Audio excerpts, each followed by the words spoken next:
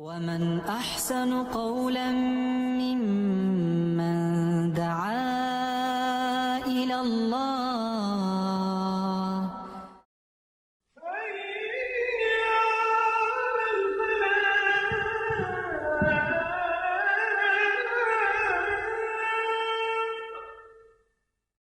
الحمد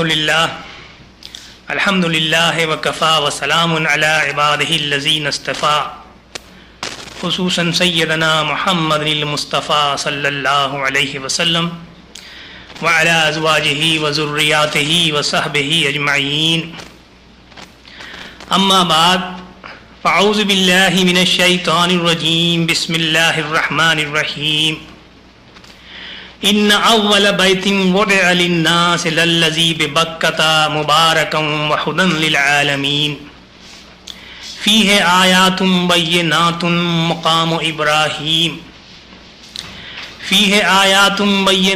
مقام ابراہیم ومن دخلہ کان آمنا وللہ علی الناس حج البیت من استطاع الیہ سبیلا ومن کفر فإن اللہ غنی عن العالمین صدق اللہ العظیم۔ حضرات ابھی آپ کے سامنے سورہ آل عمران کی آیت نمبر 96 اور 97 کی تلاوت پیش کی گئی۔ اس کا ترجمہ پیش خدمت ہے تاکہ ان دو آیات میں جو مضامین بیان ہوئے ہیں وہ ہمارے ذہنوں میں آ جائیں، پھر انشاءاللہ ہم اس کی تشریح میں جائیں گے۔ بے شک سب سے پہلی عبادت گاہ جو انسانوں کے لیے تعمیر ہوئی وہ وہی ہے جو مکے میں واقع ہے۔ اس کو خیر و برکت دی گئی تھی اور تمام جہان والوں کے لیے مرکز ہدایت بنایا گیا تھا۔ اس میں کھلی ہوئی نشانیاں ہیں، ابراہیم کا مقام عبادت ہے، اور اس کا حال یہ ہے کہ جو اس میں داخل ہوا مامون ہو گیا۔ لوگوں پر اللہ کا یہ حق ہے کہ جو اس گھر تک پہنچنے کی استطاعت رکھتا ہو وہ اس کا حج کرے، اور جو کوئی اس حکم کی پیروی سے انکار کرے تو اسے معلوم ہو جانا چاہیے کہ اللہ تمام دنیا والوں سے بے نیاز ہے۔ رب اشرح لی صدری ویسر لی امری واحلل عقدۃ من لسانی یفقہوا قولی۔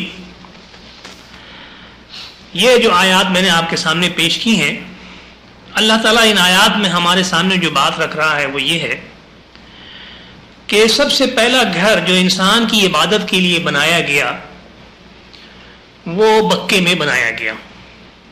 یہ بکہ جو ہے شامی زبان کا لفظ ہے۔ آپ سب جانتے ہیں کہ حضرت ابراہیم علیہ السلام حضرت حاجرہ کو اور حضرت اسماعیل کو لے کر کے اور یہاں جب چھوڑ کر کے گئے تو حضرت حاجرہ نے سعی کی، پانی کی تلاش میں، لوگوں کی تلاش میں۔ پانی ملا، جب پانی ملا تو پرندے آئے اور جانور آئے، اور جب پرندوں اور جانوروں کو گزرتے ہوئے قافلوں نے دیکھا تو انہوں نے محسوس کیا کہ یہاں یقینی پانی ہے، تبھی یہ پرندے اور جانور ہیں۔ چنانچہ وہ قافلے بھی آئے ادھر، اور پھر اس طرح سے لوگ اس پانی کے قریب صحرا میں جب ملا تو انہوں نے بستی بھی آباد کر لی۔ اور شامی زبان میں بکہ کے معنی ہی بستی کے ہیں، وہ جگہ کہ جہاں لوگ بس جائیں، آبادی۔ چنانچہ حضرت ابراہیم علیہ السلام خود عراق کے رہنے والے تھے جیسا کہ آپ جانتے ہیں، تو وہی زبان جو ہے یہاں استعمال ہوئی اور اس کا نام بکہ پڑا۔ اب یہ گھر جو بنایا گیا، یہ حضرت ابراہیم علیہ السلام کو اللہ تعالیٰ نے اشارہ کیا کہ یہاں ہمارا گھر پہلے سے بنا ہوا تھا، اور امتداد زمانہ کے تحت اور سیلاب کی وجہ سے اور زلزلے کی وجہ سے اب یہ موجود نہیں ہے، تو تم دوبارہ اس کی بنیادوں کے اوپر اس گھر کو تعمیر کرو۔ چنانچہ حضرت ابراہیم علیہ السلام اور حضرت اسماعیل علیہ السلام جب حضرت ابراہیم 6-7 سال کے بعد واپس آئے تو آپ کے صاحبزادے حضرت اسماعیل دوڑنے بھاگنے لگے تھے، 6-7 سال کی عمر ہو چکی تھی، تو انہوں نے مل کر کے خانہ کعبہ کی بنیادوں کے اوپر دوبارہ عمارت تعمیر کرنی شروع کی۔ چنانچہ خود سورہ بقرہ میں آپ دیکھیے یہ بات ہمیں ملتی ہے کہ اذ یرفع ابراہیم القواعد من البیت واسماعیل ربنا تقبل منا انک انت السمیع العلیم ربنا وجعلنا مسلمین لک ومن ذریتنا امۃ مسلمۃ لک وارنا مناسکنا۔ اور جب حضرت ابراہیم اور حضرت اسماعیل رضی اللہ تعالیٰ عنہ خانہ کعبہ کی بنیادوں کو اٹھا رہے تھے تو دعا کرتے جا رہے تھے کیا دعا کرتے جا رہے تھے کہ اے اللہ اسے ہماری طرف سے قبول فرما اور ہمیں اپنا مسلمان بنا اور ہماری ضروریات میں سے ہماری اولاد میں سے ایک امت مسلمہ کھڑا کر اور ہمیں اس کے مناسک سکھا وَأَرِنَا مَنَاسِكَنَا وَتُبْ عَلَيْنَا إِنَّكَ أَنْتَ التَّوَّابُ الرَّحِيمُ، یعنی اس گھر کی عبادت کرنے کے طریقے ہمیں سکھا اور ہمیں مغفرت فرما اور تو مغفرت کرنے والا ہے، تو توبہ کو قبول کرنے والا ہے۔ تو یہ وہ گھر ہے جو حضرت ابراہیم علیہ السلام نے دوبارہ تعمیر کیا، اور یہ مکے میں واقع ہے، اس لیے کہ بعد میں عربی زبان میں یہ لفظ جو ہے بکے سے بدل کر کے مکہ بن گیا۔ تو اللہ تعالیٰ یہ کہتا ہے کہ یہ پہلا گھر ہے جو ہم نے انسانوں کے لیے تعمیر کیا، یہ مبارک گھر ہے۔ مبارک کے معنی وہ چیز کہ جس میں کسی چیز کی زیادتی ہو، بڑی ہوئی ہو، برکت ہو۔ اب دیکھیے کہ اس گھر میں برکت کس طرح سے ہے۔ عام مسجدوں میں آپ نماز پڑھیں تو جو ثواب آپ کو ملے گا، اس کے برعکس حرم میں جب آپ جا کے آپ نماز پڑھتے ہیں تو 1,00,000 گنا ثواب آپ کو ملتا ہے۔ تو گویا یہ اس مبارک گھر، اس گھر کی برکت ہے کہ جو ہمیں حاصل ہوتی ہے۔ وَهُدًى لِّلْعَالَمِينَ، اور عالموں کے لیے یہ ہدایت کا راستہ بھی ہے کہ لوگ یہاں آتے ہیں، اللہ کو پہچانتے ہیں، اللہ کی بارگاہ میں سربسجود ہوتے ہیں اور خالق اور مخلوق کا جو رشتہ ہے وہ قائم ہوتا ہے۔ فیہ آیات بینات مقام ابراہیم، اس میں کھلی ہوئی نشانیاں ہیں، جیسے مقام ابراہیم ہے، وہ مقام کے جہاں حضرت ابراہیم علیہ السلام نے کھڑے ہو کر کے حضرت اسماعیل کے ساتھ دعا کی تھی، نماز پڑھی تھی، وہ بھی ایک نشانی کے طور پر اس گھر کے اندر موجود ہے۔ تو یہ بھی ایک اس کی برکت ہے۔ پھر فرمایا کہ وَمَن دَخَلَهُ كَانَ آمِنًا، جو اس گھر میں داخل ہو گیا وہ امان میں آ گیا۔ یعنی یہ ایک تیسری برکت ہے جو ہمارے سامنے رکھی جا رہی ہے اس گھر کی، کہ اس میں آپ جب داخل ہو جائیں تو آپ ہر طرح کے شر سے اور فساد سے اور لڑائی جھگڑے سے آپ محفوظ ہو جاتے ہیں اور دوسروں کی دسترس سے بھی آپ بچ جاتے ہیں۔ چنانچہ اب اللہ تعالیٰ یہ کہتا ہے، آپ کو دعا اگر یاد ہے حضرت ابراہیم حضرت اسماعیل کی کہ ہمیں اس گھر کے مناسک سکھا، عبادت کے طریقے سکھا، تو اللہ تعالیٰ اس کا جواب دیتا ہے وَلِلَّهِ عَلَى النَّاسِ حِجُّ الْبَيْتِ، لوگوں کے اوپر اب اللہ کے لیے اس گھر کا حج جو ہے فرض کیا گیا۔ من استطاع الیہ سبیلا، ہر اس شخص کے لیے کہ جو اس کے راستے کی استطاعت رکھتا ہو۔ ومن کفر، اور جس نے کفر کیا، جس نے جان بوجھ کر کے اس سے نافرمانی کی، تو فإن اللہ غنی عن العالمین، تو بھی جان لو کہ اللہ تعالیٰ تو عالمین سے غنی ہے، لاپرواہ ہے، بے نیاز ہے، کوئی اس کا کوئی نقصان نہیں کر سکتا۔ اس میں جو حکم آیا ہمارے سامنے وہ یہ ہے کہ اللہ کے لیے لوگوں پر بیت اللہ کا حج فرض کیا گیا، ان لوگوں کے لیے کہ جو استطاعت رکھتے ہیں۔ اب یہ جو مضمون ہمارے سامنے آیا، اس کو میں 4 پہلوؤں سے آپ کے سامنے رکھوں گا۔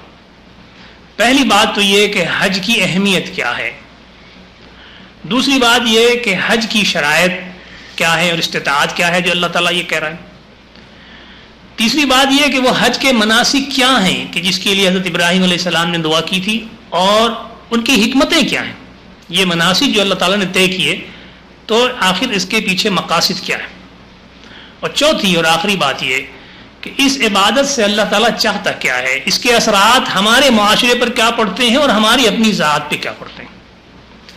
تو آئیے ہم پہلے گفتگو کریں کہ حج کیا چیز ہے اور اس کی اہمیت کیا ہے۔ حج کے معنی سمجھ لیجیے، عربی زبان میں حج کے معنی ہیں کسی جگہ کا قصد کرنا، کسی جگہ کی زیارت کے لیے جانا، یہ معنی ہیں حج کے۔ لیکن اسلامی اصطلاح میں اس کے معنی تھوڑے سے بدل گئے۔ اس کے معنی یہ ہیں کہ خانہ کعبہ اور اس کے آس پاس کے علاقوں کے لیے خاص معین دن اور معین اوقات میں جانا، اس کی زیارت کرنا، یہ حج ہے۔ بیت اللہ اور اس کے آس پاس کے علاقوں کی خاص معین دنوں میں اور خاص معین اوقات میں زیارت کرنا، یہ حج ہے۔ یہ تو معنی ہیں اس حج کے۔ اب آپ اہمیت اس کی یوں سمجھیے کہ آپ جانتے ہیں کہ اسلام کے 5 ارکان ہیں جن کی بنیاد کے اوپر یہ عمارت کھڑی ہے۔ پہلا رکن ہے کلمہ طیبہ، جو شخص کلمہ پڑھتا ہے وہ مسلمان ہوتا ہے۔ دوسرا ہے نماز، تیسرا ہے زکوٰۃ، چوتھا ہے روزہ اور 5واں ہے حج۔ تو یہ 5واں رکن ہے اسلام کا. یہ رکن اگر آپ ہٹا دیں تو آپ کی اسلام کی عمارت مکمل نہیں، یعنی آپ مسلمان نہیں. حضور اکرم صلی اللہ علیہ وسلم نے فرمایا کہ لوگوں، اللہ تعالیٰ نے جب یہ آیت نازل ہوئی وَلِلَّهِ عَلَى النَّاسِ حِجُّ الْبَيْتِ مَنِ اسْتَطَاعَ إِلَيْهِ سَبِيلًا، تو یہ وہ آیت ہے جس سے حج فرض ہوا. تو حضور صلی اللہ علیہ وسلم نے خطبہ دیا کہ لوگوں، اللہ تعالیٰ نے تمہارے اوپر حج فرض کیا ہے تو حج کیا کرو. کسی صحابی نے پوچھا کہ یا رسول اللہ کیا ہر سال؟ آپ نے جواب نہیں دیا. پھر پوچھا گیا کہ کیا ہر سال؟ آپ نے پھر جواب نہیں دیا. پھر جب تیسری مرتبہ پوچھا گیا کہ کیا ہر سال، تو آپ نے فرمایا کہ اگر میں ہاں کہہ دوں تو تمہارے لیے ہر سال حج کرنا مشکل ہو جائے. اور لوگوں دیکھو کہ زیادہ سوال کرنے والے قومیں اسی وجہ سے ہلاک ہو گئیں. کیا معنی ہوا اس کے؟ کہ زیادہ سوال نہیں کیا جانا چاہیے. جتنے احکامات بتائے جائیں آپ کو انہی کو سنیے اور انہی کے مطابق عمل کیجیے. زیادہ مین و میخ میں اور زیادہ قرید میں باتوں کے نہیں پڑھنا چاہیے ہمیں. تو اس سے یہ بات ہمارے سامنے آئی کہ حج جو ہے وہ ہمارے لیے فرض ہوا اور 5واں رکن بنا اسلام کا. اب ذرا غور کیجیے، حضرت امام ابو حنیفہ پوچھا گیا کہ قبلہ یہ بتائیے کہ اسلام کی عبادات میں سب سے افضل عبادت کون سی ہے؟ آپ اس کا جواب نہیں دے سکے. آپ نے کہا پھر آنا. پھر پوچھا گیا، کہا پھر آنا پھر آنا پھر آنا، یہاں تک کہ امام ابو حنیفہ نے خود حج کیا. جب حج کر لیا تو پھر آپ نے فرمایا کہ اب یہ بات میرے اوپر کھلی ہے کہ اسلام کی عبادات میں سب سے افضل عبادت حج ہے. اور دیکھیے ہمیں حدیث بھی ملتی ہے. حضور اکرم صلی اللہ علیہ وسلم سے پوچھا گیا کہ یا رسول اللہ سب سے افضل عمل کیا ہے؟ کہا گیا کہ ایمان باللہ اور ایمان بالرسول. پوچھا اس کے بعد فرمایا کہ جہاد فی سبیل اللہ. پوچھا اس کے بعد آپ نے فرمایا اس کے بعد سب سے افضل عمل حج کرنا ہے اللہ کے لیے. تو پتہ یہ چلا کہ حج کی فضیلت جو ہے وہ ساری عبادات سے بڑھ کر کے. اب ذرا غور کیجئے کہ دوسری عبادات جو ہیں وہ مجرد ایک عبادت ہیں، لیکن حج کے اندر باقی تینوں عبادات آپ کو کرنی ہوتی ہیں. تو اسی لیے حج کو جامع العبادات بھی کہا گیا. وہ عبادت کہ جو عبادتوں کو جمع کر دیتی. نماز ہے آپ پڑھتے ہیں، تو نماز جب آپ پڑھ رہے ہیں تو آپ اس میں ضروری زکوٰۃ نہیں دیتے کھڑے ہو کے کہ نماز بھی پڑھ رہے ہوں اور زکوٰۃ بھی دے رہے ہوں. نہیں، یہ ضروری نہیں ہے کہ جب آپ نماز پڑھ رہے ہیں تو روزہ بھی رکھ رہے ہوں. آپ قطعاً ضروری نہیں. نماز ایک عبادت ہے، آپ اسے ادا کر دیں جب اس کا وقت ہے. اسی طرح سے زکوٰۃ ہے، جب آپ زکوٰۃ دے رہے ہیں تو ضروری نہیں ہے کہ آپ نماز کی نیت باندھ کر کے تب آپ زکوٰۃ دیں. آپ نہیں، آپ دے ہی نہیں سکتے ورنہ نماز آپ کی فاسد ہو جائے گی. اسی طرح سے یہ ضروری نہیں ہے کہ جب آپ زکوٰۃ دے رہے ہیں تو روزہ ضرور رکھیں. آپ کوئی تعلق نہیں ہے اس کا اس سے، یہ علیحدہ ایک عبادت ہے. اسی طرح سے روزہ ہے، جب آپ روزہ رکھتے ہیں تو ضروری نہیں ہے کہ جب آپ روزہ رکھیں تبھی آپ زکوٰۃ دیں. اور نماز آپ اس وقت پڑھیں گے جب نماز کا وقت آئے گا. تو یہ تینوں عبادات الگ الگ ہیں، اپنی اہمیت رکھتی ہیں. لیکن حج کے اندر یہ ایک ایسی عبادت ہے کہ یہ تینوں عبادتیں جمع ہیں.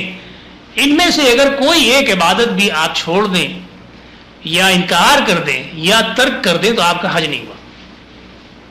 یعنی آپ یہ نہیں کہہ سکتے کہ جی میں تو حج کرنے گیا تھا، میں نے طواف بھی کیا، میں عرفات میں بھی کھڑا ہوا اور میں منی میں بھی تھا اور میں مزدلفہ میں بھی تھا اور میں واپس آ گیا، میں نے نماز نہیں پڑھی. صاحب میں نماز نہیں پڑھی، صاحب بس عادت نہیں ہے میری، کوئی نماز پڑھنا ضروری، میں تو حج کرنے گیا تھا نا.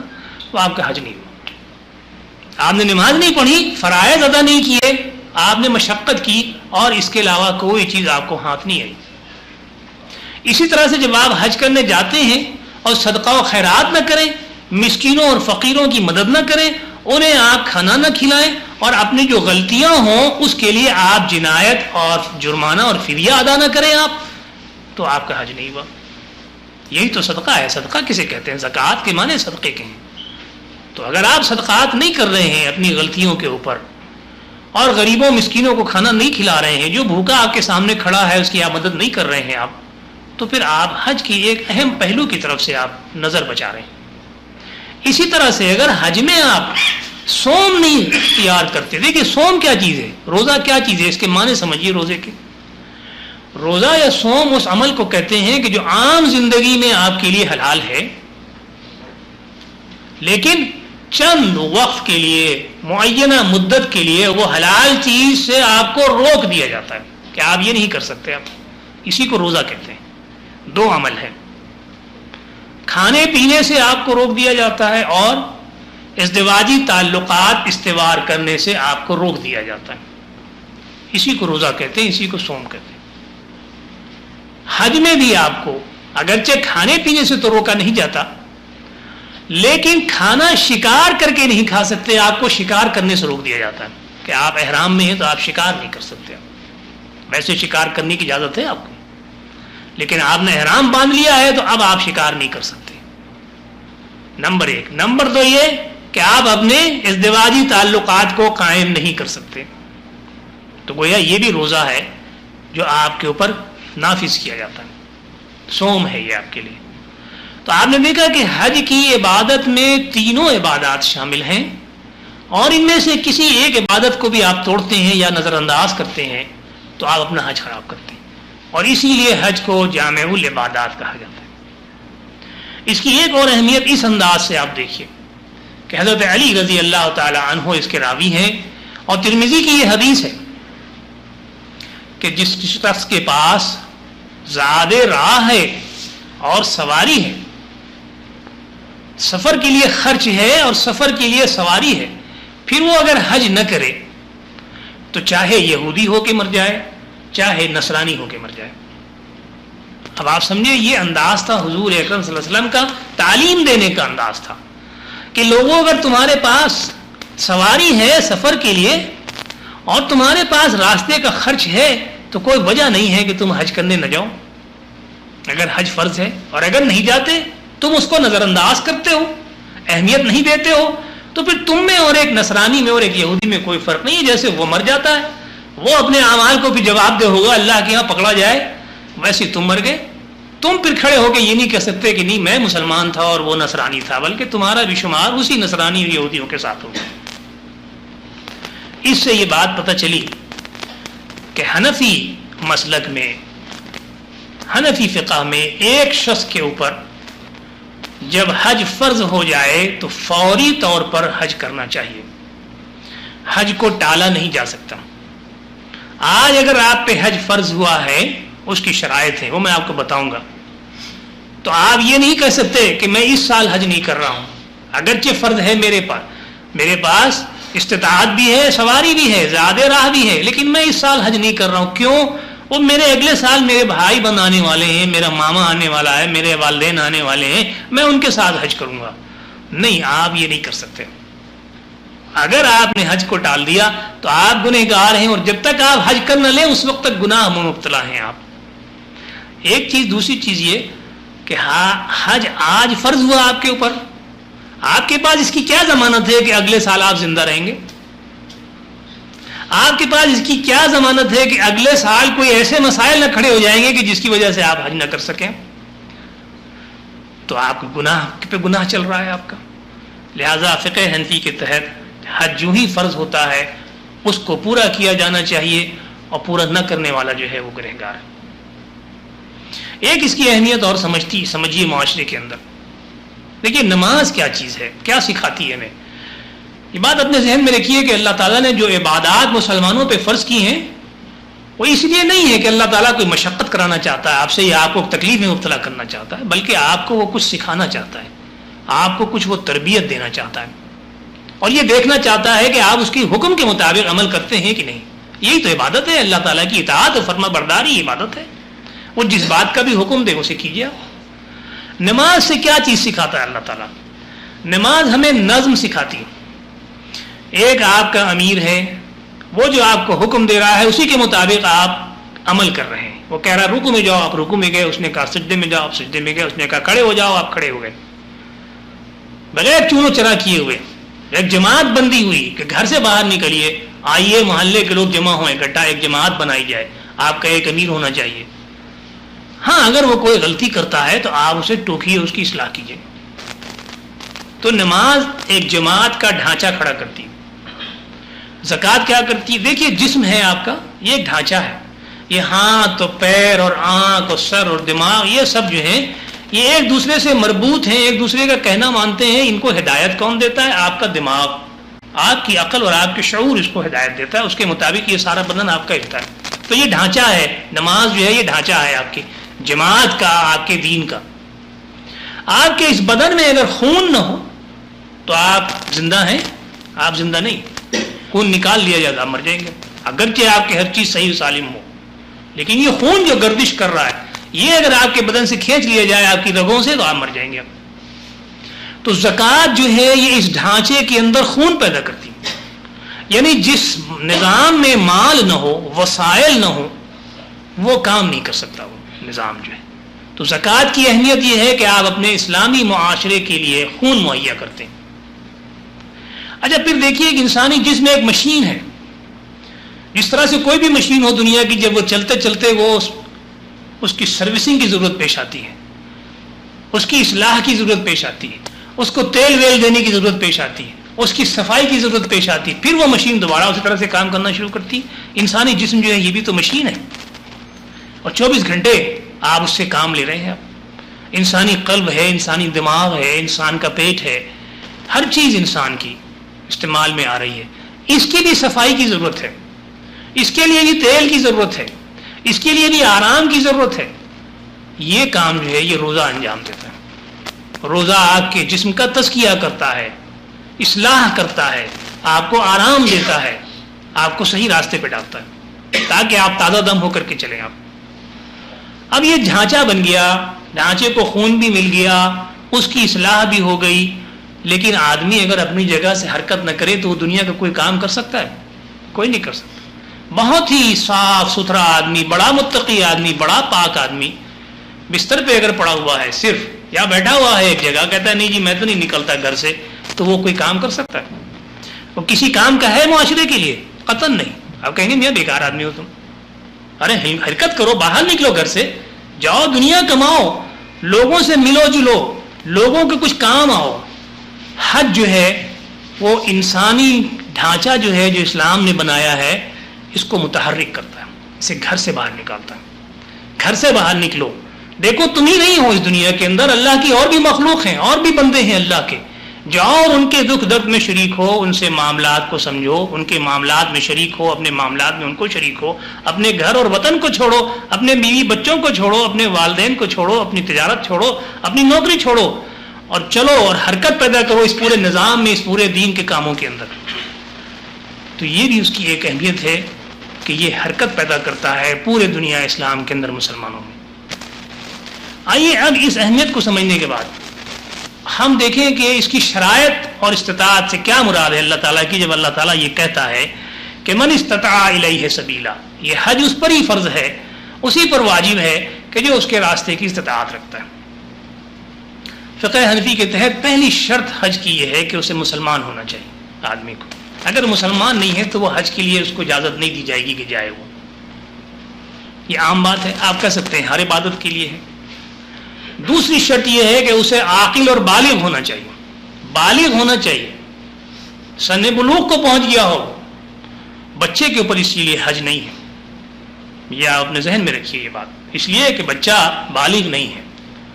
حضور صلی اللہ علیہ وسلم کی حدیث ہے کہ لوگوں تم بچے کو 10 مرتبہ حج کرا لو، لیکن جب وہ بالغ ہوگا تو اس کو اپنا فرض حج ادا کرنا ہوگا. تو پتہ یہ چلا کہ بچے کے اوپر حج فرض نہیں ہے. اب بچے کو بلا وجہ مشقت میں نہ ڈالیں آپ کہ وہاں آپ ایسے بچے کو لے جائیں جو نہ کچھ شعور رکھتا ہے، نہ سمجھ رکھتا ہے، نہ عقل رکھتا ہے. اس کو آپ مشقت میں ڈالنے والی بات ہے. دھوپ میں، پیاس میں، گرد میں، سفر میں اس کو پریشان نہ کریں آپ. بہت ممکن ہے کہ آپ سے قیامت کے روز پوچھ لیا جائے کہ یہ بچوں کو آپ نے کیوں پریشان کیا تھا، ان کی تو عبادت ہو نہیں رہی تھی. تو اسی لیے عاقل اور بالغ ہونا ضروری ہے کہ شعور بھی ہو، نہ صرف یہ کہ وہ جوان ہو بلکہ شعور بھی اس کے اندر ہونا چاہیے کہ وہ اللہ کی عبادت کر رہا ہے. اور اسی لیے مجنون اور پاگل کے اوپر حج فرض نہیں، واجب نہیں، حج ہی نہیں ہے اس کے لیے. اس کے لیے شعور ہونا چاہیے، سمجھ ہونی چاہیے. چوتھی چیز یہ ہے کہ اسے آزاد ہونا چاہیے. انسان اپنی مرضی سے جا سکے حج کرنے کے لیے، کسی کا پابند نہ ہو. پہلے غلام ہوا کرتے تھے، غلام اپنے آقا کے پابند تھا، غلام کو اگر آقا اجازت نہ دے تو وہ کوئی کام نہیں کر سکتا، لہذا حج اس پہ ساقط کہ وہ مجبور ہے. لیکن الحمدللہ اب غلام نہیں ہے، اب تو ہم سبھی آزاد ہیں. پانچویں بات یہ ہے کہ آپ کا راستہ جو ہے وہ پرخطر نہ ہو، خوف نہ ہو. راستے میں اگر خطرہ ہے، ڈکیتی ہے، جنگ ہو رہی ہے، حکومت کا ایسا قانون ہے کہ جس سے آپ پریشان ہوں یا آپ کو پریشان کیا جائے، یہ سارے خوف اور خطر میں آتے ہیں. اگر ایسی کوئی صورتحال ہے تو پھر آپ پہ حج فرض نہیں، کہ یہ خطرے سے خالی ہونا چاہیے. چھٹی بات یہ ہے کہ آپ کے پاس وقت ہونا چاہیے، اتنا وقت ہو کہ آپ جب اپنے گھر سے چلیں تو اس وقت وہاں پہنچیں، آپ موجود ہوں کہ جب حج کا وقت ہے. یعنی جیسے میں نے آپ کو بتایا کہ حج کی تاریخ میں معینہ دن، معینہ اوقات میں حج بیت اللہ اور اس کے آس پاس کے علاقوں کی زیارت پہ جانا. تو آپ کے پاس اتنا وقت ہونا چاہیے کہ آپ اس وقت پہ وہاں موجود ہوں، پہنچ سکیں وہاں تک اور وہاں وہ وقت گزار سکیں آپ، اور پھر وہاں سے واپس آ سکیں. اگر آپ کے پاس اتنا وقت نہیں ہے تو پھر آپ نے حج کی ایک شرط پوری نہیں کیا. پھر آپ کو صحت مند ہونا چاہیے. ایسے مریض آپ نہ ہوں کہ آپ کے لیے چلنا پھرنا دشوار ہو، آپ کی جان ہلاکت میں پڑ رہی ہو. اللہ تعالیٰ اور اسلام جو ہے ہمارا، اللہ تعالیٰ جو ہمیں بتاتا ہے اسلام کی تعلیمات کے تحت، وہ یہ ہے کہ یہ نہیں چاہتا اللہ تعالیٰ کہ کوئی اپنے کو ہلاکت میں ڈالے. چنانچہ آپ کو صحت مند ہونا چاہیے. اور پھر اگر ایسی بیماری میں آپ مبتلا ہیں کہ جس سے دوسرے کو بیماری لگ سکتی ہے، چھوت کی بیماری لگ سکتی ہے، تو پھر تو آپ کو قطعاً نہیں جانا چاہیے. آپ کو آپ کے پر حج فرض نہیں ہے اور نہ آپ حج کی شرط کو پورا کرتے ہیں. اس سے مجمع عام میں بیماری پھیلنے کا اندیشہ کر. اب اس کے بعد وہ بات آتی ہے جسے استطاعت میں اب سمجھا جاتا ہے کہ آپ کے پاس مال ہو، راستے کا خرچ ہو اور سواری. یہ استطاعت کیا چیز ہے؟ مال کی استطاعت. اس کے بارے میں حنفی مسلک جو ہے وہ یہ ہے کہ اگر آپ حج کے لیے جا رہے ہیں اور آپ کے پیچھے رہ جانے والے جن کے آپ ذمہ دار ہیں، والدین ہوں، بیوی بچے ہوں، بھائی بہن ہوں، جن کے اوپر آپ کی ذمہ داری ہے، اتنا مال آپ چھوڑ کے جائیں ان کے پاس کہ جب تک آپ واپس نہ آ جائیں حج کر کے، ان کی معمول کی زندگی میں کوئی فرق نہ پیدا ہو. معمول کی زندگی میں یہ نہیں آپ کہیں تھوڑا دبا لو، تھوڑا سا بھوکے رہ لو ایک وقت، نہیں. جو معمول کی زندگی آپ کا جو معیار ہے جس کے مطابق آپ نے بھی بچوں کو کھلا رہے ہیں، اپنے گھر والوں کو پہنا رہے ہیں، آپ نے ان کو مکان دیا ہوا ہے، ان کی ضروریات کو پورا کر رہے ہیں آپ، وہ معمول کے مطابق اس وقت تک کے لیے اگر آپ مہیا کر سکتے ہیں کہ جب تک آپ حج سے واپس نہ آ جائیں، اور پھر اس کے بعد جو مال آپ کو بچ جائے وہ ہے استطاعت آپ کی حج کی. اور وہ اتنا مال ہونا چاہیے کہ آپ اس سے سفر کر سکیں، راستے میں خرچ کر سکیں اور واپس بحفاظت آپ آ سکیں. یہ ہے استطاعت جسے مالی استطاعت کہتے ہیں کہ اتنی مالی استطاعت آپ کے اندر ہونا چاہیے. اگر اتنی مالی استطاعت نہیں ہے تو آپ پہ حج فرض نہیں. ایک چیز اور اپنے ذہن میں رکھیے، عورتوں کے اوپر دو شرائط اور ہیں. ان میں سے ایک شرط تو یہ ہے کہ عورت کے لیے محرم کا ہونا ضروری. یہ بات اپنے ذہن میں رکھیے، جو فرائض ہیں، فرض عبادات ہیں، وہ مرد اور عورت پر برابر سے فرض ہیں. یہ نہیں ہے کہ مرد پہ زیادہ فرض ہے اور عورت کو اس سے چھوٹ دی گئی ہے، نہیں. عورت اور مرد دونوں پر حج فرض ہے اگر یہ شرائط وہ پوری کرتی ہے عورت کی. البتہ حج پہ جانے کے لیے اس کے ساتھ محرم ہونا چاہیے. اور محرم میں ضروری نہیں ہے کہ صرف شوہر ہو، باپ ہے، بھائی ہیں، چچا ہیں، ماموں ہیں، بھتیجا ہے، بھانجا ہے، رضائی بھائی ہے. ہر وہ شخص جس سے اس کا نکاح حرام ہے، خواہ وہ رشتے کے ذریعے سے ہو، خواہ وہ خون کے ذریعے سے ہو، خواہ وہ رضاعت کے ذریعے سے ہو، وہ اس کا محرم ہے اور وہ اس کے ساتھ حج پر جا سکتی ہے. یہ تو جانے والی بات ہوئی. وہ اختیار رکھتی ہے اس بات کا کہ جب حج فرض ہو جائے، جیسا میں نے آپ کو بتایا کہ جیسے مرد کے اوپر حج فرض ہو جائے تو اس کو فوراً حج کرنا چاہیے، اسی طرح سے جب عورت کے اوپر حج فرض ہو جائے تو اسے بھی فوراً حج کرنا چاہیے. اور وہ اختیار رکھتی ہے اس بات کا کہ وہ حج پہ چلی جائے. حج پہ جانے کے لیے اسے نہ اپنے باپ سے اجازت لینی ہے، نہ شوہر سے اجازت لینی ہے، نہ ولی سے اجازت لینی ہے، اس لیے کہ یہ فریضہ ہے جو اسے انجام دینا ہے.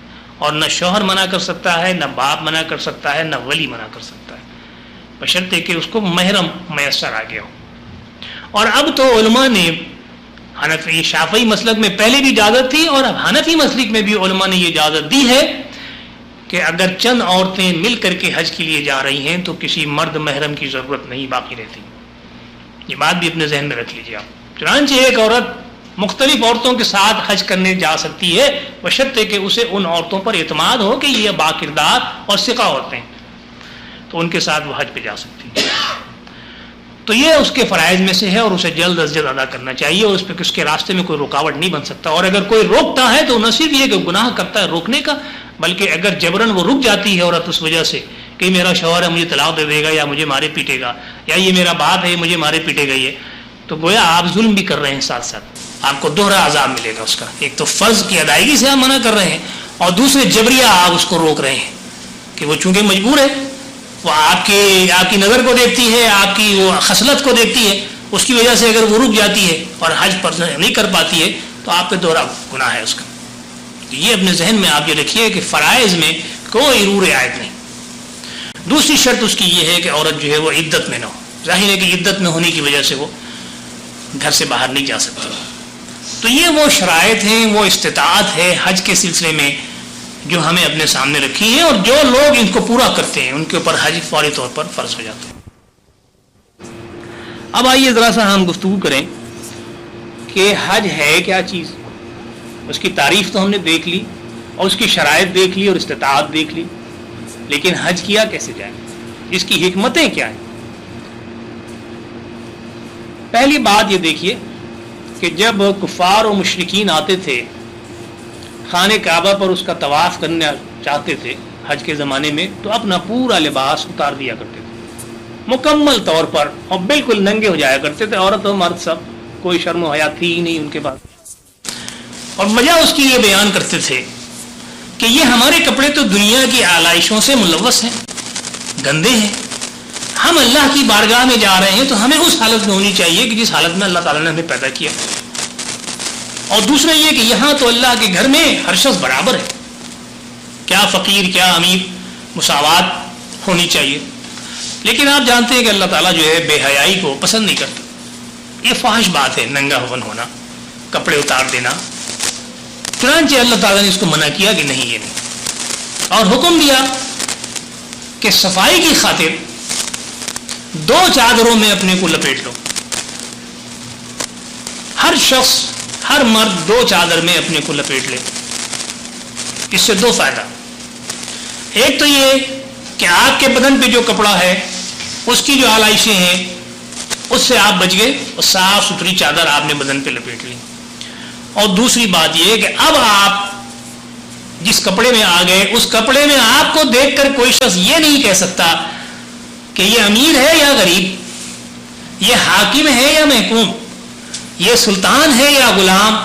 چنانچہ جو بھی اللہ کی بارگاہ میں پہنچے گا ایک انسان اور ایک مخلوق کی حیثیت سے پہنچے گا، اور وہاں یہ پہچانا نہیں جا سکے گا کہ معاشرے میں اس کا رتبہ کیا ہے۔ اس لیے کہا گیا ہے کہ احرام باندھ کر کے آپ آئیں۔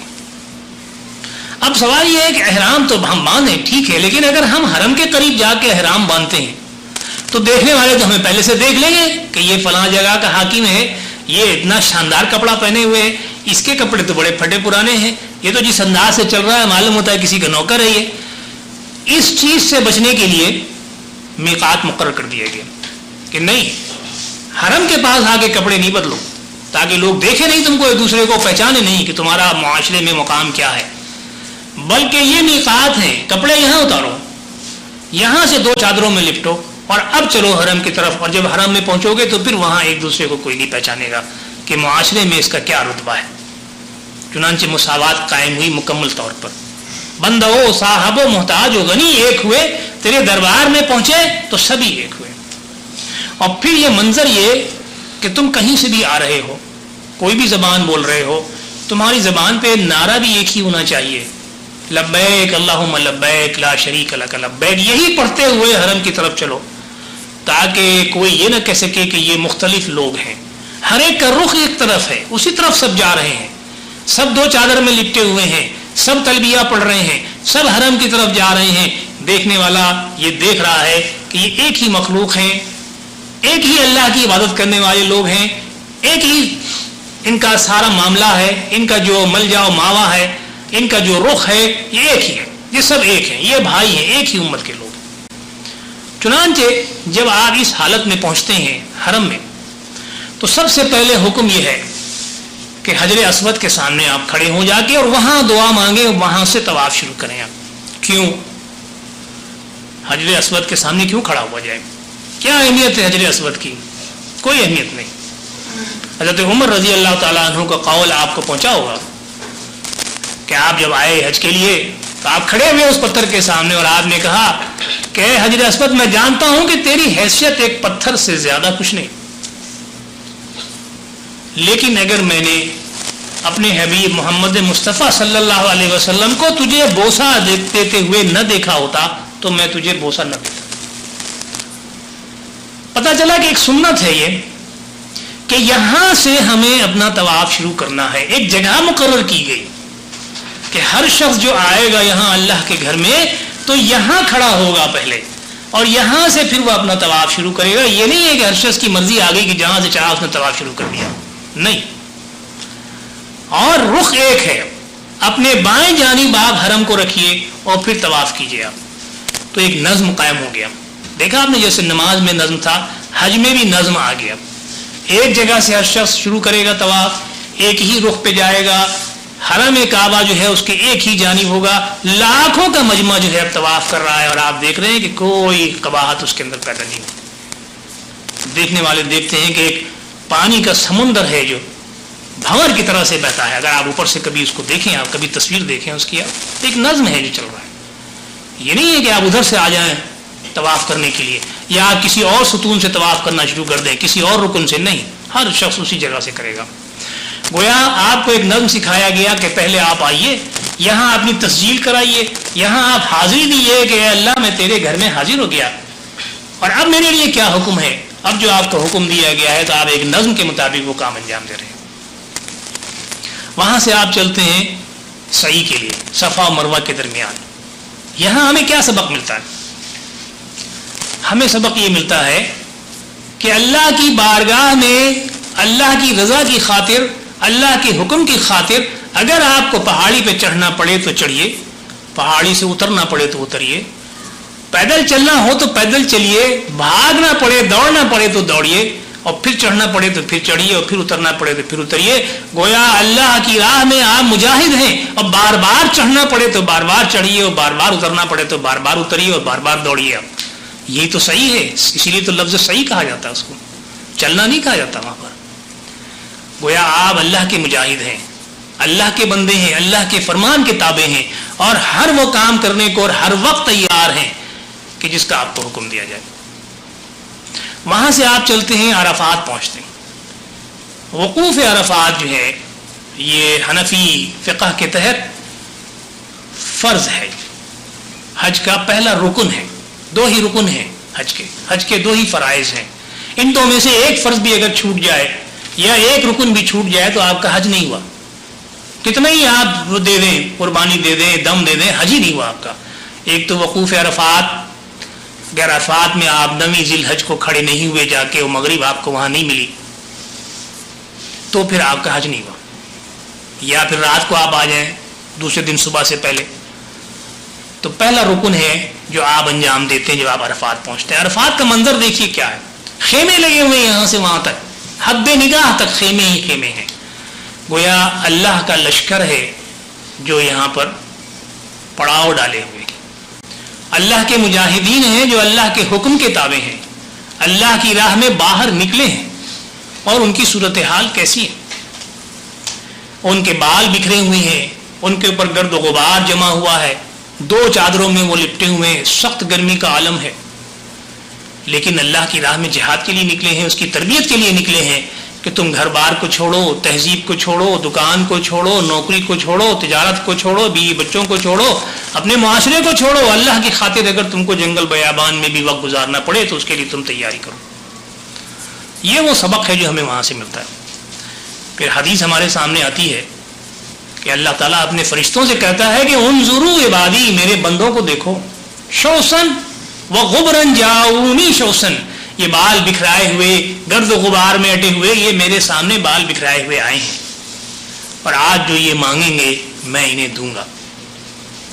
تو گویا اللہ تعالیٰ کو یہ پسند ہے یہ بات کہ اللہ کی راہ میں آپ کے بال بکھرے ہوئے ہوں، آپ کے بدن پہ، آپ کے کپڑوں پہ گرد و غبار اٹا ہوا ہو، تو یہی تو اصل میں آدمی سمجھتا ہے کہ اس نے میرے لیے کتنی محنت کی ہے، اس شخص نے، کہ دیکھیں کہ اس کی حالت کیا ہو رہی۔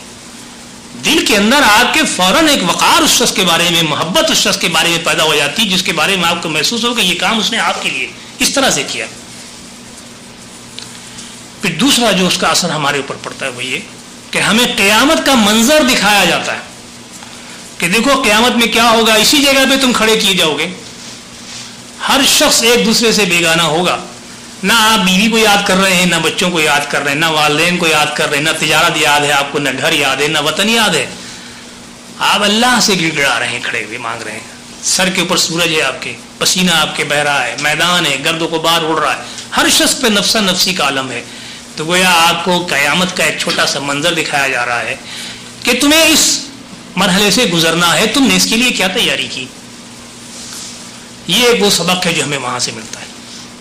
پھر ہم وہاں سے چلتے ہیں، ہم کنکریاں مارتے ہیں۔ یہ کنکریاں کیوں اللہ تعالیٰ چاہتا ہے کہ ماریں؟ یہ کوئی کھیل تماشا ہے کیا بچوں کا؟ کیا مقصد ہے آخر؟ مقصد یہ ہے کہ اللہ کی راہ میں جب آپ نکلے ہیں بحیثیت مجاہد کے، تو اب اگر اللہ کے دشمنوں سے آپ کو لڑنا پڑے، آپ کے پاس اسلحہ نہ ہو، ساز و سامان نہ ہو، تیاری نہ ہو، تو کم سے کم آپ اپنے پیر کے نیچے پڑے ہوئے چند کنکر اٹھا کر کے تو اپنے اللہ کے دشمن کے منہ پہ مار سکتے ہیں آپ یا نہیں؟ اس کے لیے آپ تیار ہیں یا نہیں؟ اصل کام آپ کا جذبہ ہے، نتیجہ اللہ کے ہاتھ میں۔ الم تر کیف فعل ربک باصحاب الفیل، آپ نے دیکھا کہ تمہارے رب نے ہاتھی والوں کے ساتھ کیا کیا؟ یہ کنکریاں ہی تھیں جن سے مار مار کر کے اس طرح سے بھس بھر دیا کہ جیسے کچلا ہوا چارہ بن گئے۔ یہ کنکریاں جو ہیں یہ میزائل اور بم کی طرح سے آپ کے دشمن پہ لگ سکتی ہیں اگر آپ کے اندر یہ جذبہ ہو کہ ہم اللہ کی راہ میں جہاد کر رہے ہیں۔ اگر ہمارے پاس کچھ بھی نہیں ہے تو کیا ہے، ہم اللہ کا حکم ہے، ہمیں لڑنا ہے اور ہم لڑ رہے ہیں، جو کچھ بھی میسر ہے اسی سے لڑ رہے ہیں ہم۔ اس کی مثال آج دیکھیے 20ویں صدی میں افغان مجاہدین نے ہمارے سامنے رکھ دی۔ 2 سال تک انہیں کوئی اسلحے کی مدد کسی سے نہیں ملی، انہیں وہ صرف پہاڑوں کے کھو میں چھپے ہوئے اور پہاڑ کے پتھر ٹینک پہ مارا کرتے تھے۔ جو ان کے ہاتھ میں چاقو تھا، جو ان کے ہاتھ میں چھری تھی، جو ان کے ہاتھ میں اپنی دیسی ساختی بندوق تھی، اس سے لڑ رہے تھے۔ پھر اللہ تعالیٰ مدد کرتا ہے اپنے بندوں کی، جب وہ دیکھتا ہے کہ یہ بندہ میری راہ میں لڑ رہا ہے، استقامت ہے اس کے اوپر، جذبہ ہے، تو پھر مدد کرتا ہے اللہ تعالیٰ۔ تو یہ کنکری مارنا جو ہے اس بات کی ہمیں تیاری ہے ہماری کہ ہم اللہ کی راہ میں اگر ہمیں کچھ بھی نہیں میسر آتا تو اپنے پیر کے نیچے سے ہم کنکر بھی اٹھا کر کے مار سکتے ہیں دشمن کے اوپر، مارنا چاہیے اور اس کے لیے ہمیں تیار ہونا چاہیے۔ پھر ہم قربانی کرنے جاتے ہیں۔ یہ قربانی کیا چیز ہے؟ یہ قربانی مسکینوں کے لیے ہے، فقیروں کے لیے ہے کہ آپ جو کھا رہے ہیں پی رہے ہیں تو کتنے بے شمار لوگ ایسے ہیں کہ جنہیں بھوک ستا رہی ہے، جنہیں بھی کھانے کی ضرورت ہے، تو اللہ کی بارگاہ میں آپ صدقہ کرتے ہیں، اللہ کی بارگاہ میں آپ نظر و نیاز پیش کرتے ہیں۔ ان صلاتی و نسکی و محیایا للہ رب العالمین، ان صلاتی و نسکی و محیایا و مماتی للہ رب العالمین، میری نمازیں، میری قربانیاں، میری زندگی اور میری موت سب اللہ تعالیٰ کے لیے ہے۔ یہ اس کا اظہار ہے۔ کفار و مشرکین کیا کرتے تھے کہ جب جانور ذبح کرتے تھے تو گوشت تو خانے کعبہ کی دیوار کے پاس ڈال دیتے تھے اور خون چپڑ دیتے تھے دیوار میں۔ تو اللہ تعالیٰ کہتا ہے اس کی ضرورت نہیں ہے۔ لن ینال اللہ لحومها ولا دماؤها ولکن ینالہ التقوی منکم، اللہ تعالیٰ کو یہ خون اور یہ گوشت نہیں پہنچتا لیکن تمہارا تقوی پہنچتا ہے۔ اللہ تعالیٰ تو یہ دیکھنا چاہتا ہے کہ تم اللہ کی خاطر اپنے فرائض کو انجام دیتے ہو یا نہیں۔ مخلوق جو ساری مخلوق خدا تمہارے ارد گرد ہے، بھوکی ہے، اسے کھانے کی ضرورت ہے، تم اس کے لیے قربانیاں مہیا کر سکتے ہو یا نہیں؟ تو یہ وہ چیز ہے کہ جس کا ہم اظہار کرتے ہیں کہ اللہ تیری خاطر ہر چیز ہم قربان کرنے کو تیار ہیں۔ اس کے بعد ہم جب سر منڈاتے ہیں یا بال کٹاتے ہیں تو یہ کیا ہے، کیوں کرتے ہیں؟ وہ اس لیے کرتے ہیں کہ اب ہم میدان جہاد سے واپس تہذیب کی طرف جا رہے ہیں، شہر کی طرف جا رہے ہیں، معاشرے کی طرف جا رہے ہیں، تو ہمیں صاف ستھرا ہو جانا چاہیے، گرد و غبار سے صفائی ہو جانی چاہیے ہماری. اور دوسرا جو مصرف اور اہم مصرف جو اس کا بتایا گیا مقصد وہ یہ کہ اس زمانے میں جب کوئی غلام خریدا جاتا تھا تو اس کو سب کے سامنے بٹھا کر کے اس کا سر مون دیا جاتا تھا، صاف کر دیا جاتا تھا، تاکہ دیکھنے والا یہ دیکھ لے کہ یہ شخص کسی کا غلام ہے اور اب اس سے کوئی دوسرا کام نہیں لے سکتا، یہ صرف اسی شخص کے فرما بردار اور تابع ہے جس کا یہ غلام ہے. تو گویا معاشرے میں ایک اعلان ہو جاتا تھا کہ یہ شخص کس کا غلام ہے. ہم جب سر منڈاتے ہیں تو گویا ہم یہ اعلان کرتے ہیں کہ لوگوں آؤ دیکھ لو کہ ہم نے اپنے کو اللہ کی غلامی اور بندگی میں دے دیا، ہم اس کے غلام ہیں، ہم اس کے تابع و فرما بردار ہیں، اس کا جو حکم ہے ہم وہ مانیں گے، اور اس کے حکم کے خلاف کوئی بات ہمارے سامنے آئے گی تو ہم اسے ماننے کو تیار نہیں. یہ اس بات کا اعلان ہے جب ہم اپنا بال کٹاتے ہیں وہاں سے. یہ وہ حج کے مناسک ہیں کہ جن کی یہ اہمیت ہے جو ہمیں اپنے ذہن میں رکھنی چاہیے کہ جب ہم حج کرنے جائیں تو یہ ساری باتیں ہمارے ذہن میں اسی انداز سے ہوں. اب آئیے ہم مختصراً وہ اس کے اثرات دیکھ لیں معاشرے پر کیا ہیں. یہ حج کے جو مناسک ہم کو اللہ تعالیٰ نے بتائے، جو فرائض بتائے، جو اہمیت بتائی، تو اب اس کے اثرات کیا پڑتے ہیں ہمارے معاشرے پر. آپ جانتے ہیں کہ میں نے پہلے ہی بتایا آپ کو کہ اللہ تعالیٰ نے جو عبادات مقرر کی ہیں وہ اس سے مقصد مشقت لینا نہیں ہے، بلکہ یہ دیکھنا ہے کہ ہم اللہ کی اطاعت کرتے ہیں یا نہیں، اور دوسرے ہمارے اپنے فوائد ہیں اس کے اندر. حج میں دیکھیے سب سے پہلی چیز یہ ایک حدیث میں آپ کے سامنے رکھتا ہوں. پہلے ہم آئیے اخروی فوائد کو دیکھ لیں، پھر ہم دنیاوی فوائد کو دیکھ لیتے ہیں. حضرت ابو ہریرہ رضی اللہ تعالیٰ عنہ اس کے راوی ہیں کہ من حج للہ فلم یرفس ولم یفسق رجع کیوم ولدتہ امہ، متفق علیہ حدیث. بخاری میں بھی ہے، مسلم میں بھی ہے کہ جس نے اللہ کی خاطر حج کیا اور نہ تو فسق و فجور میں پڑا، نہ بے حیائی میں پڑا، نہ اس نے گناہ کے کام کیے، تو وہ واپس آیا اس دن کے مانند کہ جس دن اس کی ماں نے اسے پیدا کیا تھا. اس کے معنی کیا ہوئے کہ ہمارے گناہ جو ہے وہ دھو دیے گئے سارے، ہماری سلیٹ جو ہے وہ اب صاف و شفاف. یہ کتنا بڑا فائدہ ہے جو اخروی فائدہ ہمیں حاصل ہوتا ہے. حضور صلی اللہ علیہ وسلم کی دوسری حدیث ہمیں ملتی ہے، حضرت عبداللہ ابن مسعود اس کے راوی ہیں کہ لوگوں عمرہ اور حج کیا کرو، یہ تمہارے گناہ اور فقر کو اس طرح صاف کر دیتے ہیں جیسے بھٹی لوہے اور سونے کے جھاگ کو صاف کر دیتی ہے. اب آپ ذرا غور کیجئے، بھٹی میں کیا ہوتا ہے؟ جب آپ سونا پگھلاتے ہیں، لوہا پگھلاتے ہیں، تو ان کی جو میل ہوتی ہے، جو آلائشیں ہوتی ہیں، وہ جھاگ کی شکل میں اوپر آ جاتی، اور پھر اس کو سنار یا لوہار جو ہے اسے صاف کر کے مضبوط بنا دیتا ہے، ٹھنڈا کر کے اس کو. تو یہ حج جو ہے یہ بھی انسان کے گناہوں کو اس طرح سے صاف کر دیتی ہے، اور انسان جو ہے بالکل پختہ اس انسان کی مانند سامنے کھڑا ہو جاتا ہے کہ جیسے اب یہ بالکل صاف ہے، انتہائی مضبوط ہے، اور گناہ اور آلائش جو ہے اس کے صاف ہو چکے ہیں. یہ تو ہمیں فوائد ملتے ہیں اخروی. اب اس سے دیکھیے کہ نئی زندگی ہمیں عطا ہوئی جب ہم اس دن کے مانند ہیں کہ جس دن ماں نے پیدا کیا، تو گویا ہمیں ایک نئی زندگی دی گئی. ہر چیز ہمارے لیے اب سامنے بالکل کھلی ہوئی ہے.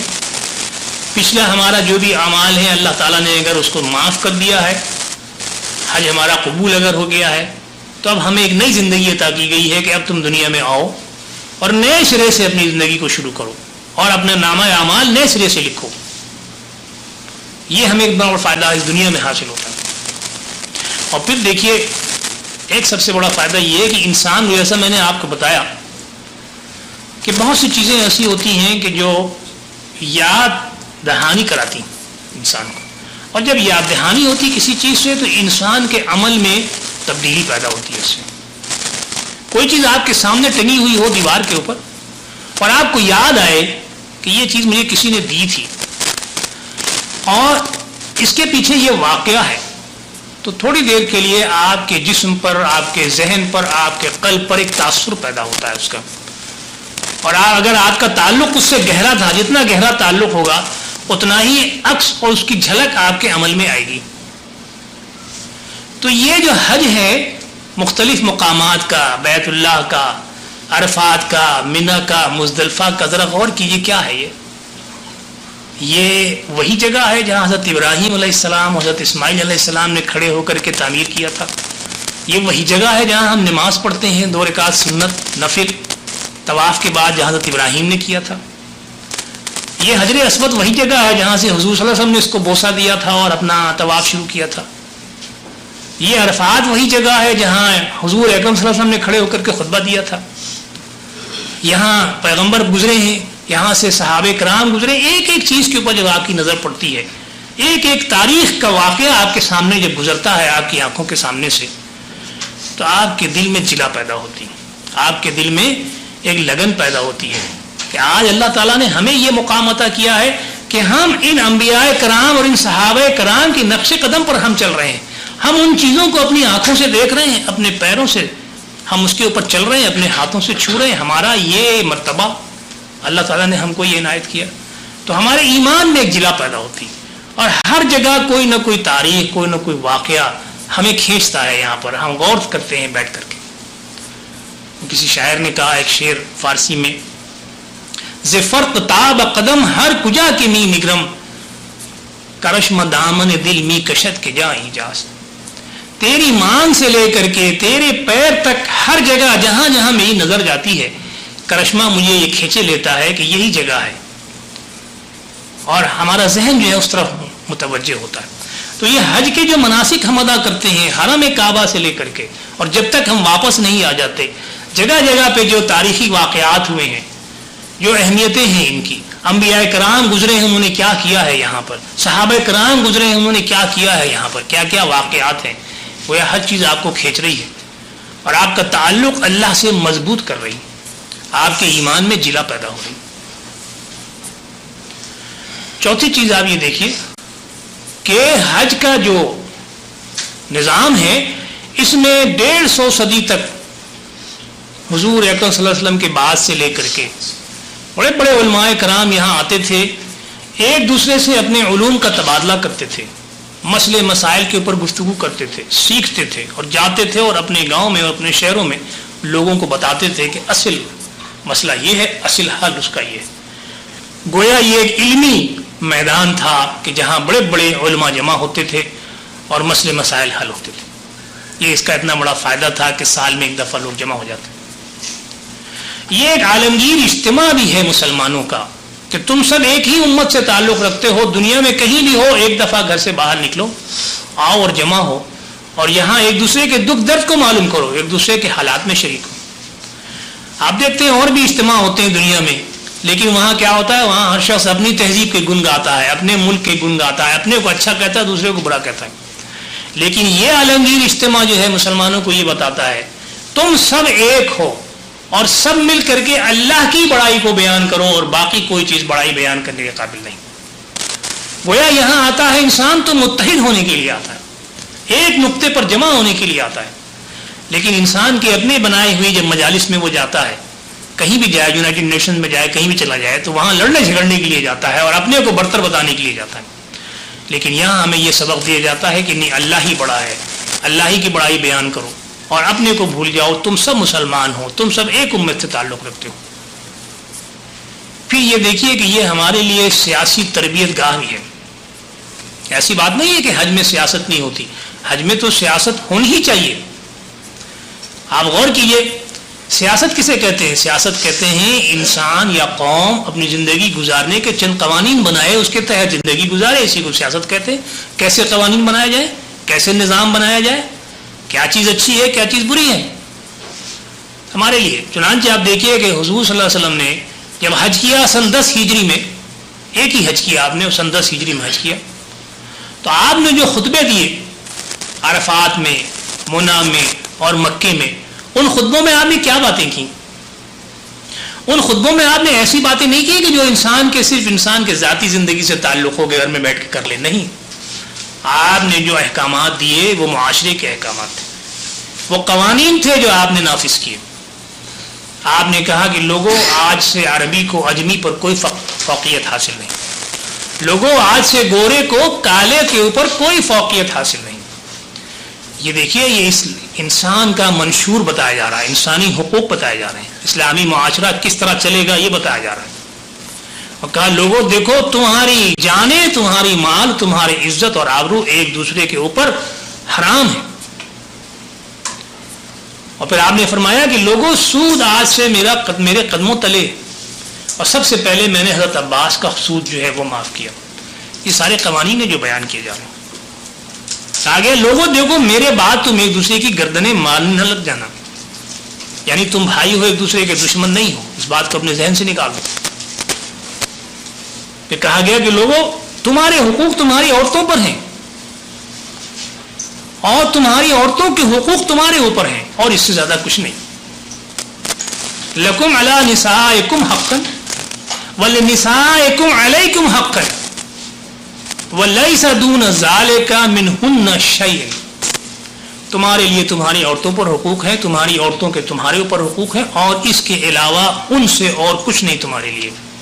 یہ ہمیں قانون بتایا جا رہا ہے. عورت کا مرتبہ بلند کیا جا رہا ہے.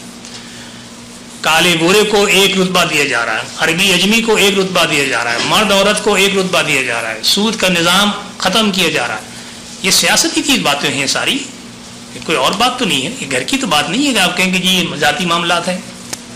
پھر کہا گیا کہ جس کے بستر پہ بچہ پیدا ہو بچہ اس کا ہے, اور زانی کے لیے پتھر. یہ قانون بتایا جا رہا ہے ہمیں کہ زنا کا قانون ہمارے سامنے رکھا جا رہا ہے. یہ وہ خطبے ہیں جو حضور صلی اللہ علیہ وسلم نے دیے ہیں.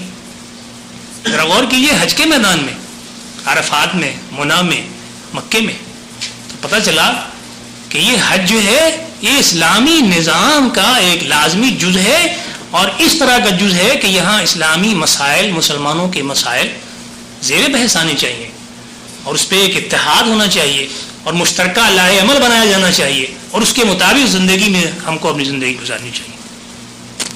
پھر ایک فائدہ اس کا اور ہے, اس کے بعد میں اپنی بات آپ کے سامنے ختم کرتا ہوں. فائدے تو بہت سے ہیں کہ یہ آپ کو اس کی بھی اجازت دیتا ہے کہ آپ اپنی معاش کی بھی جستجہد کریں اور تلاش کریں, جستجو کریں. آپ جب لوگ آتے ہیں تو اللہ تعالیٰ نے کہا کہ زیادہ راہ لے کے چلا کرو, سب سے اچھا تو زیادہ راہ یہ ہے کہ تمہارے اندر تقویٰ ہو. وَلَيْسَ عَلَيْكُمْ جُنَاحٌ أَن تَبْتَغُوا فَضْلًا مِّن رَبِّكُمْ, اور تمہارے اوپر اس کا کوئی گناہ نہیں ہے کہ تم اپنے رب سے فضل تلاش کرو. یعنی تجارت کرتے ہوئے آؤ, تجارت کرتے ہوئے جاؤ. تو گویا آپ کو یہ بھی بتایا جا رہا ہے, اس کی بھی اجازت دی جا رہی ہے کہ حج کے دوران آپ اپنا مال لائیے, لوگوں میں فروخت کیجیے, لوگوں سے مال خریدیے, لے جائیے اپنے پاس, اپنے یہاں لے جائیے, مال کمائیے, رزق کمائیے. اور ایک جگہ اور اللہ تعالیٰ اسی انداز میں یہ بات ہمارے سامنے رکھتا ہے کہ یا ایھا الذین آمنوا لا تحلوا شعائر اللہ ولا الشہر الحرام ولا الہدی ولا القلائد ولا آمین بیت الحرام یبتغون فضلا من ربہم ورضوانا. اے ایمان والو, اللہ تعالیٰ کے شعار کو حلال مت کر لو اپنے لیے.